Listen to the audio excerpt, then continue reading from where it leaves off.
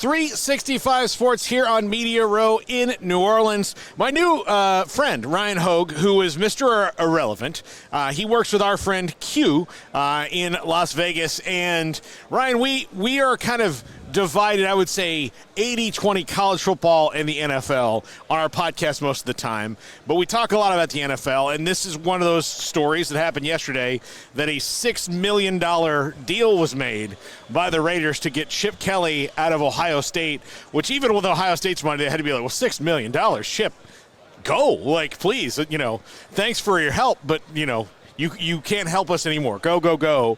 What do you think about this move and what it says about Pete Caroll reaching out across the aisle to an old coaching rival, for sure? Yep. I was kind of under the impression that they weren't all that cool with each other. But, $6 million, I'll be cool with a lot of people. Well, yeah, money talks. And the Tom Brady effect is real, right? Mm-hmm. People gravitate towards him and know that what he just envelops as a human is a championship culture. Mm-hmm. And I think that's why Pete Caroll ended up there, and I think that's why they're willing to, forego whatever they had in the past and understand that, hey, we want to put ourselves in the best position to win. That's what the NFL is all about, right? And if that means getting probably the best offensive coordinator in college football to come and kind of rewrite his history, right? 2-14 the last time he coached in the NFL for the 49ers. He's got a little chip on his shoulder, and maybe there's some sort of talk under the table of, hey, Pete's only going to be around 3 with an option of 4. We'd love you to be our successor. Yeah, and Chip's 61, so it's not like he's young, but he's young compared to Pete, right? What is the, overall vibe around the Pete Caroll hire when it comes to this? Is this maybe the first time that the Raiders have done something that the fans are going, oh, okay, all right, yeah. Maybe this is making sense right now. You nailed it. And I'd say the first time in 25 years, right? The Gruden hire back then was obviously a good one, but they didn't know what they were getting with him. And then he left, and then, Bill Callahan came in. That really didn't, cause a lot of, shockwaves. Obviously, Bill took a team to the Super Bowl, and they lost. But after that, right, and that's when I got drafted right after that, there has been very few reasons to, cause for excitement with the Raiders, especially from the coaching staff, first head coach and then coordinator positions. And so this is the first time you kind of feel not only locally, regionally, but nationally. People are kind of buzzing about, they got the best coordinator from the team that won the national championship that, oh, by the way, was his first year ever coaching the NFL, number 2 offense in the NFL, his second year, number 3 offense in the NFL. That's fun. And I think what the Raiders, especially from an offensive standpoint, have lacked since the Al Davis days of just, putting some burners around, a good quarterback is excitement on the offensive side of the football. And that's what Chip Kelly brings. It's ingenuity. It's, it's cutting edge, and it's unique and different kind of plays as opposed to what we watched last year. Every single game in our 4-win season was just kind of, 2 yards in a cloud of dust, maybe some play action pass, and we just didn't have the talent. For Chip Kelly, how much do you think, not only getting back in the NFL, but the fact that this is offensively, defensively maybe not so much for the Raiders because you've got Max Crosby and Christian Wilkins, and you've got some other, you've got 2 really good linebackers that you like, and all that. But offensively, this is nearly outside of 2 offensive linemen, a tight end, and 1 wide receiver, a complete blank slate. It is a blank slate. So you are building, you get to say, okay, we want these. They need 3 more offensive linemen. They need a running back. They need a quarterback. They need a wide receiver. Yep. They have Brock Bowers, which for Chip Kelly should be fun. But when you look at it, you're starting from scratch. To me, I know sometimes some coaches maybe not at this point in my career, but for Chip Kelly and Pete Caroll, I would think that's pretty exciting. Absolutely, and as you know, it's a quarterback-driven league. And if you don't have a quarterback, then you better have an amazing offensive line. I will say that if I'm looking on the offensive side and say that a position group is the strongest, I would say it's our offensive line. We have 5 guys that I would feel comfortable putting out there next year as a starting 5. With that being said, you have 28 impending free agents. You have 108-ish million in cap space, which is the second most in the league, and you have 12 draft picks in this year's draft, something, right? I mean, you have the opportunity to completely flip the roster. And if I'm an offensive coordinator coming into a bad situation, which, quite honestly, we're in a bad situation, right? It's coaches after coach after coach getting fired. This would be my opportunity as an artist to have a clean canvas to kind of, hey, I want to pluck this guy, I want to pluck this guy, I got this money for this guy, and that's how you solve the problems. That's how you go from a Washington, right? Jane Daniels obviously helped, but that's how you go from a 3-win team to a 14-win team. Yeah, so, I mean, would it surprise you to see them go inside a veteran like, say, Marcus Mariota to like help out a little? Like he probably needs no like reintroduction to it other than the new terminology from a decade ago when he played for Chip at Oregon.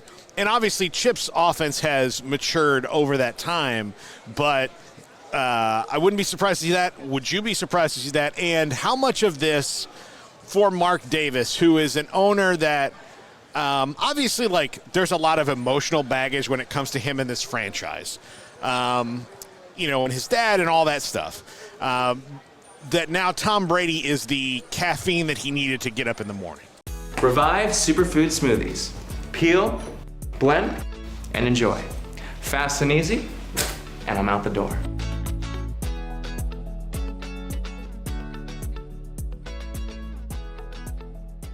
Yeah, so I would say both Chip Kelly and Marcus Mariota peaked when they were together. Yeah. So that marriage is harmonious, and that's something I get excited about because I never knew about Oregon until those two started working together and put really Oregon on the map, and now they've kind of been a title contender since then. You look at the other quarterbacks that Chip Kelly's had. Michael Vick, Kaepernick, DTR from UCLA, right?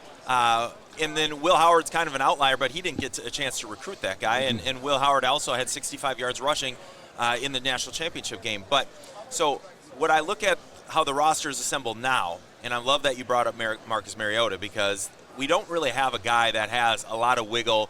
Gardner Minshew would be the closest thing, and I think just because of salary cap hit, he's going to be gone. Aiden O'Connell, unless they're looking for him to be the next Nick Foles, who had a great season under Chip Kelly, I just don't see the quarterback on the roster.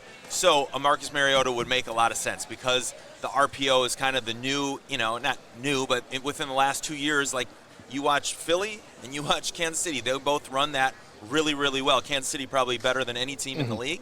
And when I see a team that can run the RPO, I understand that, okay, this is how offenses have evolved. Defense have yet to catch up. And if you have a quarterback that can pull it and also scoot behind it, like that's really hard because now you have to cover so many different things. I would love for them to get somebody like a Mariota for a couple years to bridge it while we have an up-and-comer like a Shador or a Cam Ward or whoever. And not that those guys are necessarily RPO going to tuck in and run, but they do have enough wiggle if they need to.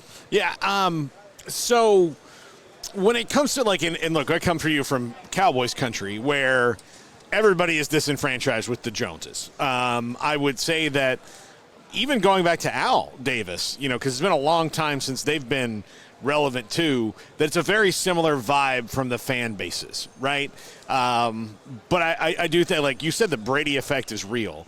I don't know if there's something that could happen with the Cowboys that would give it that, but again, Tom Brady is not going to join something that he's not going to, have a hand in and be successful at. And if he's not, he'll just sell that share to somebody else and move on, right? Yep. And I think that's the sad part about where Dallas is at. Not only do they have a $90 million cap hit next year, I think, for Dak, right? But in addition to that, like Jerry Jones, I could never see him doing what Mark Davis did and be like, you know what, I'm going to take the keys off, give it to a guy that I know is a proven champion, and let him go. And there's, it's obviously a ton of excitement, and justifiably so, because when Tom Brady walks into the room, everybody holds their breath. It's like Michael Jordan effect. It's like, wow. Hopefully he'll have a better career than Michael Jordan as a in that upper management role. But, I would love to see Jerry Jones kind of respectfully step back and just be like, you know what, I might not have all the answers anymore. Let me put somebody else in position to succeed. But I just don't see that happening. Yeah. And it's the Raiders have one of the more interesting ownership situations in the league in that Mark Davis has no heirs. there's no. And he's the poorest, I think, of all the. So like, at least. Yeah, I mean, poor is a weird like. He's the least wealthy. Yeah, he's the least wealthy. That's a much better. I was on vacation this summer, and the resort in Palm Springs overlooked his house. He's doing okay. He's not poor.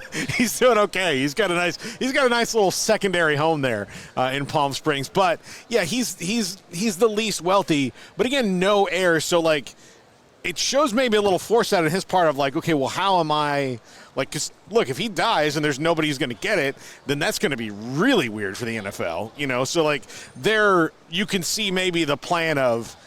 And maybe him stepping back to like, I'm not going to chase this anymore the same way. And I can look really cool because like, oh, look, I own this team and so does the coolest guy ever, right? Like it is maybe, in my opinion, the smartest move he's made since he's been in charge.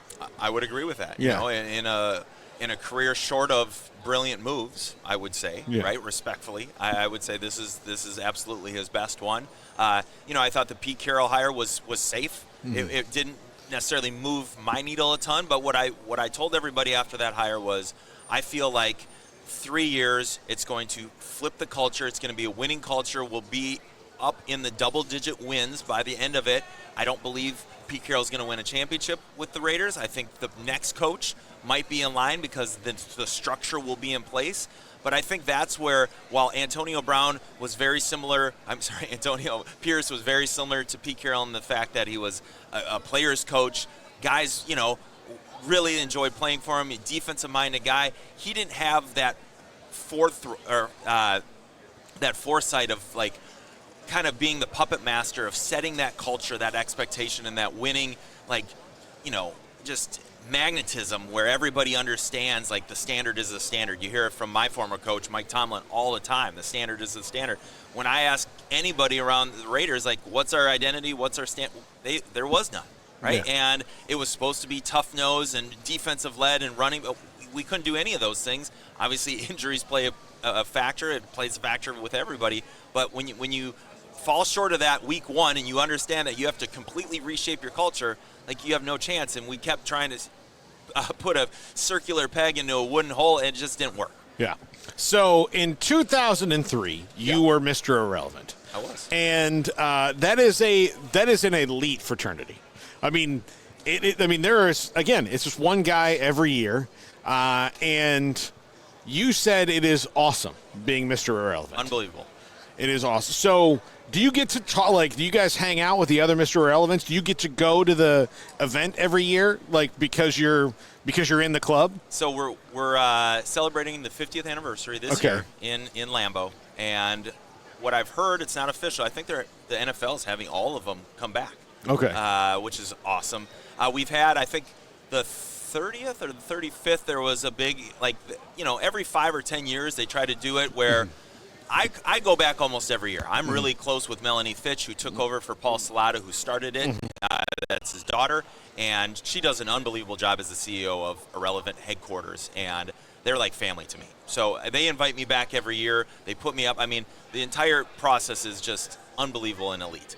But to answer your question, I certainly pay attention to all the Mr. Irrelevants that are in the league currently. I pay attention to those that obviously I met during their opportunities to spend a week getting celebrated.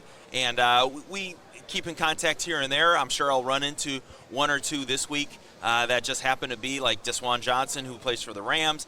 He's in kind of the defensive line rotation. He might be around. Just guys that are kind of local in the area. Jalen Key and I keep in contact. He was last year's Mr. Irrelevant from University of Alabama. He's actually the one that put me on. He said Brock Bowers was the hardest cover he had in college. He said that in June at Irrelevant Week, and I remember taking that to Q and telling him, hey, don't be surprised if the Raiders draft him. I just had this feeling, even though it was as high as it was going to be, I just said, hey, that guy is an absolute superstar because Jalen put me on it. Yeah, so you get, by the way, Dave Vobora, who's in Dallas now, running the thing. He was Mr. Irrelevant. He's a good friend of ours. We did our show at Adaptive Training Foundation a couple of times, actually, and he's doing some unbelievable stuff. Great guy. Yeah, great guy, like veterans and people who have had amputations, stuff like that. Like, it's it's an unbelievable facility, and it will also make you feel like I don't care how good a shape you're in your life. When you go in there and like watch a guy with one arm like just throwing up like a bench press with 175 pounds, you're like, I really gotta change what I do. Like it's unreal. So he's a great guy, but you said the week of is nuts. Yeah, a lot of people don't know what actually goes into it. I mean, it's a year-long process for the Irrelevant Week committee. Like, you know, from it always culminates with a banquet, right? And hundreds to thousands of people come out to this banquet. It's and you know, we have it's like a roast, but also a toast. You know, we have former players. You know, a lot of USC ties because Paul Salata went to USC and all that. So, but. The entire week they predicate on whatever your preferences are. They talk to you like the day of the draft, and they say, okay, we're going to do this thing for you. It's during like after OTAs, before training camp, and we're going to celebrate you for 1 week. And we want to do anything and everything for you, your friends, and your family. We'll fly you out to Newport Beach, and we'll have an arrival party where we'll shower you with gifts. We'll do a beer can regatta race on a sailboat. We'll any food you want. At the time, for me, it was fajitas. I loved fajitas. Every single meal was fajitas. If I would have said filet, they would have had filet. If I would have said lobster, they would have had lobster. It doesn't matter. I wanted to go on the Jimmy Kimmel Show. They put me on the Jimmy Kimmel Show. Other people have gone and joined Hugh Hefner at the Playboy Mansion to, you name it. They will do it. Golf tournament, driving a Lamborghini, anything you want. They will make happen for that week, and again, it's a hats off to Melanie Fitch and crew and her family. Is just unbelievable. Yeah. So why are you such a huge Kimmel fan? Well, I mean, it was just in L.A., so it worked out. I wasn't necessarily a huge Kimmel fan, but I became a huge Kimmel fan. He had me and Steve Harvey on that night. Okay, so, there we go. Yeah, that's one heck of a guest list. So Ryan Hoag, one of the many. You're never a former Mr. Irrelevant, are you? You're just Mr. Irrelevant 2003. I stay irrelevant. Yeah, that's absolutely here with us on Media Row. Ryan, is this your first Radio Row, like officially? This is my first official, like, all week pass kind of thing. The last couple years I've dabbled through the Irrelevant Week. They'll hook me up with a day pass and I'll come in and they'll shop me around. And obviously this year I've become more relevant. Last year because of Brock Purdy. And then this year because it's our 50th anniversary, and I'll be hopefully announcing one of the awards at Lambeau this year. That's awesome. That's awesome. And you're also friends with Stephen Foster, correct? Yes. Stephen Foster actually introduced me to Q 1 year ago today. I met Q. Okay. And our relationship has blossomed. I owe a lot to Steve. That's my guy. He is everybody's guy. He is everybody's guy. And he'll let you know about it. Oh, I can't wait to see him. We'll talk for 45 minutes before anything gets said. That's right. Yes. That's one of those things. So that's how that's how it is. Love Foss. Great to meet you. Glad that we're friends now. And we need to just get you on regularly to talk stuff because this has been really fun. And also, you're a D3 guy. I'm a D3. Yeah. I'm going to get you on, and I want to talk about your experience as a D3 athlete, looking through the prism of, like, what would you do now knowing that, like, there's money in this thing? It would definitely be different. And my first ever college start was against Trinity in Texas. So it's D3, one of the premier programs down there. Yeah, in East Texas, right? Yeah, Trinity in East Texas? San Antonio. Oh, no, it's San Antonio. Okay, There's a lot. There's a lot. Yeah. And I was living in Austin the last 4 years. Okay. So I know Texas well. There we go. Ryan Hoag, Mr. Irrelevant 2003, and, of course, doing some stuff with Raider Nation Radio and Locked On Raiders with our buddy Q. This is 365 Sports.